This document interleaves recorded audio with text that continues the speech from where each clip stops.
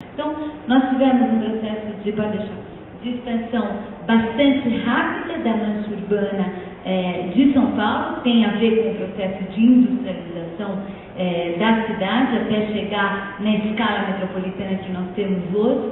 Essa imagem vai mostrar para a gente como é que esse processo se deu. Ele se dá estruturado, principalmente alimentado por um processo de industrialização fordista, né, da era fordista, dos anos 50, puxado pela indústria automobilística, siderúrgica, metalúrgica, e a cidade de São Paulo, então, ela começa a se estruturar através da riqueza produzida nesse processo e da migração que esse processo produziu, mas é também uma cidade marcada pelo modelo de exclusão territorial e pela dualidade entre, de um lado, uma cidade formal, produzida pelos circuitos formais da economia, os bancos, terra registrada, formalizada, e, por outro lado,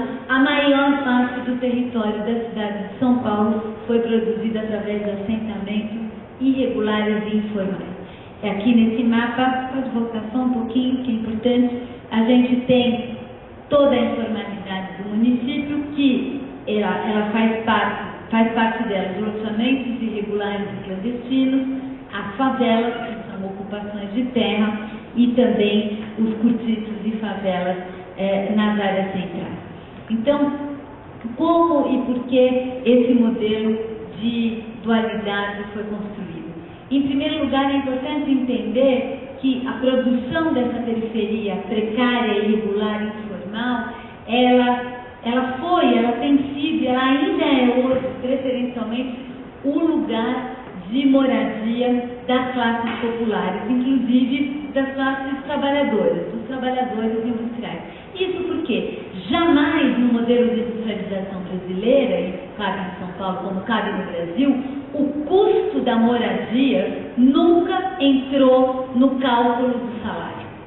Isso nem como aluguel, nem como custo da moradia. Isso fez com que a população mesma autoproduzisse a sua própria moradia com seus próprios recursos, ou seja, pouquíssimo dinheiro, e aonde?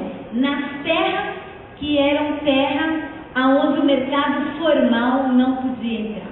Então, são terras de proteção ambiental, como o Newton mostrou aqui, em volta das represas, onde é proibido ocupar, então o mercado formal não entra, é onde o mercado informal vai entrar. Ou se não, em periferias muito distantes, muito longe, né, do que é cidade, muito longe da urbanidade, e onde o mercado formal não tem interesse. Então, é uma autoprodução de uma cidade irregular, precária, que vive um processo permanente e contínuo de consolidação, e que, do ponto de vista da política urbana, ela é uma cidade que vai se consolidando através de, inclusive, a própria intervenção pública na cidade. Se examinarmos o que foi, por exemplo, os projetos públicos de moradia, né? Então isso é um conjunto habitacional produzido pela Prefeitura de São Paulo, na Zona Leste de São Paulo, e numa extrema periferia, então isso é a cidade de Tiradentes. Esses conjuntos habitacionais abriram frentes de expansão metropolitana. Vamos parar aqui, né, um pouquinho, para mostrar que esse modelo, essa geografia, corresponde a uma geografia de concentração de renda muito clara. Nesse mapa aparece, né, de um lado, aonde estão as famílias que recebem mais do que 20 salários mínimos de renda familiar mensal. Então, quanto mais escuro, né, no mapa, quanto mais laranja, maior é a porcentagem de famílias de maior renda na cidade.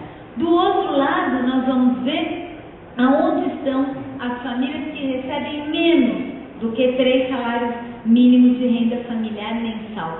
Então, a gente percebe claramente, né, um modelo, né, de exclusão territorial, aonde a pobreza fica na periferia, isso está na escala do município, mas evidentemente isso hoje está na escala da metrópole e não do município.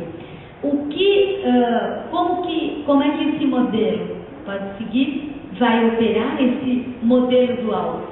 As melhores áreas, as áreas que concentram infraestrutura, as áreas que concentram equipamentos urbanos, elas são reservadas, inclusive pela própria legislação urbanística, para os mercados formais. E esses mercados formais trabalham com um modelo, um produto cidade, que é um produto produzido pelas classes médias.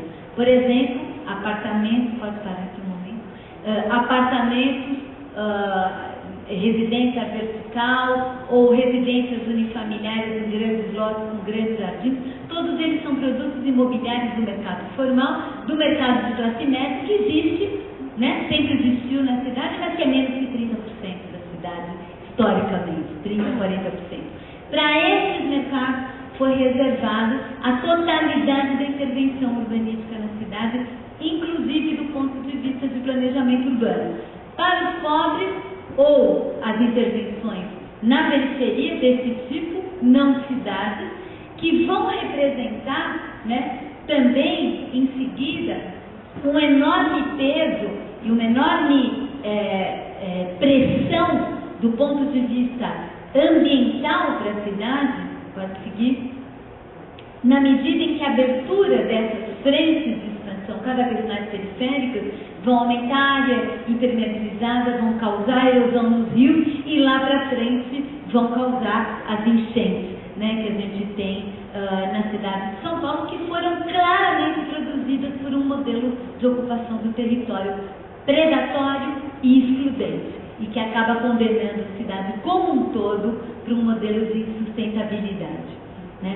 Acho que esse modelo também, se a gente for perceber aqui nesse mapa, é como se dá a concentração de emprego formal. Quanto mais escuro, maior a quantidade de empregos formais por distrito. Né? Então, muito claramente, as áreas centrais, que são as áreas onde está a maior renda, é a área que concentra emprego. Com isso, a gente vai ter um modelo, pode seguir, de viagem e de mobilidade, isso a gente começa a entender a lógica do apagão ou do caos da circulação na cidade de São Paulo. Isso é uma imagem da pesquisa Origem e Destino, que é feita pelo metrô, e mostra um dia as viagens feitas na cidade de Tiradentes.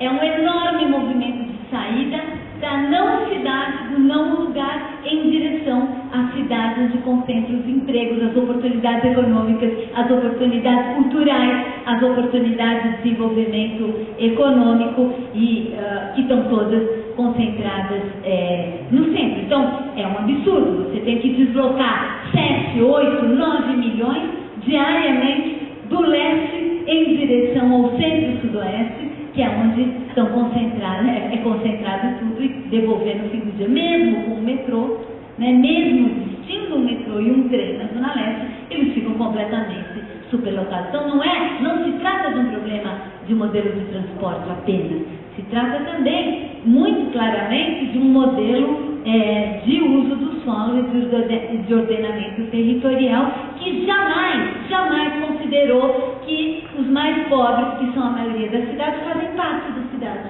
e que, portanto, tem que ter um lugar, tem que ter um espaço reservado, tem que ter uma terra destinada, bem localizada, num lugar bom e não num lugar de quinta, como é o projeto que historicamente estruturou essa cidade.